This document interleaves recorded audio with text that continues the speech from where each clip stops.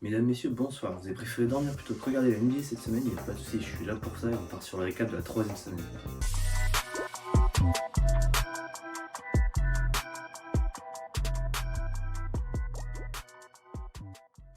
Semaine plutôt calme, je trouve, mais on commence quand même par la plus grosse news de la semaine. La NBA Europe va arriver en 2027. En octobre 2027, il y aura 12 équipes permanentes et 4 qualifiées. Et le plus beau dans tout ça, c'est que Paris et Lyon seront de la partie avec Berlin, Barcelone, Madrid, Athènes, Londres, Manchester, Milan, Rome et Istanbul. Hâte de voir ce que ça va donner, mais je pense que ça apportera énormément de visibilité sur le basket européen. Visibilité clairement qu'il mérite. Parlons maintenant performance.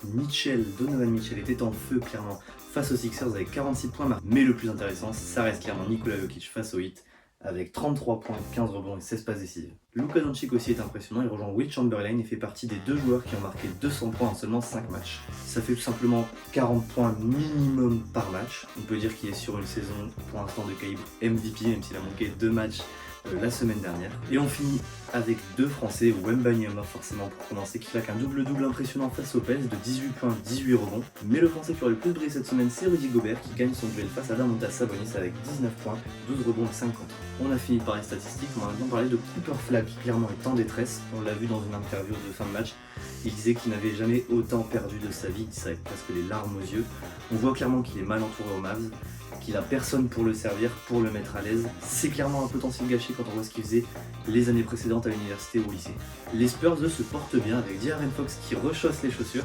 Il revient sur les parquets et pour son premier match, il claque 24 points et un tir clutch qui offre la victoire aux Spurs. Et pour finir, avant de faire un point sur le classement, on a appris hier la mort de Lenny Wilkens, grande figure de la NBA en tant que joueur et que coach, 9 fois All-Star.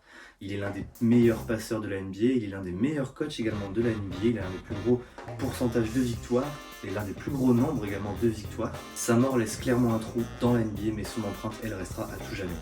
Et pour finir, on va parler de classement. Du côté Est, les Pistons sont en tête du classement.